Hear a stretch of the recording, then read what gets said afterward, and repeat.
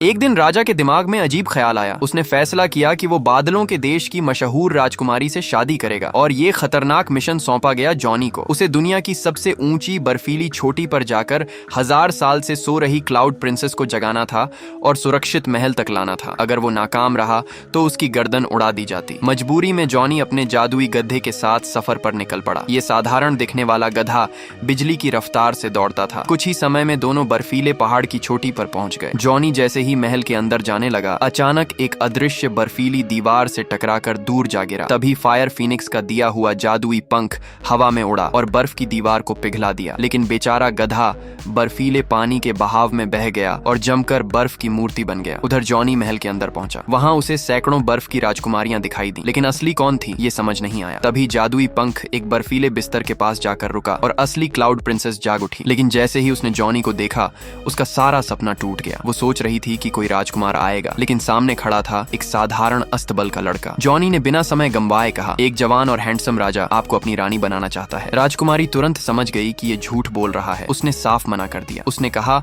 कि वो कभी शादी नहीं करेगी, खासकर उस बूढ़े राजा से तो बिल्कुल नहीं। ये कहकर वो सीधे हजारों फीट गहरी खाई में कूद गई। उसे बचाने के लिए जॉनी भी पीछे से छलांग लगा बैठा। राजकुमारी उसके साहस से प्रभावित हुई और अपने कपड़ों को पैराशूट की तरह इस्तेमाल करने लगी, लेकिन जॉनी की गलती से कपड़ा फट गया। अब दोनों मौत की तरफ तेजी से गिर रहे थे। तभी अचानक चमत्कार हुआ। वही गधा जो कुछ देर पहले बर्फ में जम गया था, अचानक उसके पंख निकल आए। वो फर्राटे से उड़ता हुआ आया और दोनों को हवा में ही बचा लिया। जॉनी की बाहों में खूबसूरत राजकुमारी थी। उसका दिल तेजी से धड़कने लगा। गधा तुरंत समझ गया कि जॉनी को राजकुमारी से प्यार हो गया है। उसने कहा, अगर सच में प्यार करते हो तो इसे लेकर कहीं दूर चले जाओ। लेकिन जॉनी ने मना कर दिया, क्योंकि उसके लिए अपना फर्ज सबसे पहले था। मगर किस्मत अपना खेल खेल चुकी थी। पहली ही मुलाकात में दोनों एक दूसरे के प्यार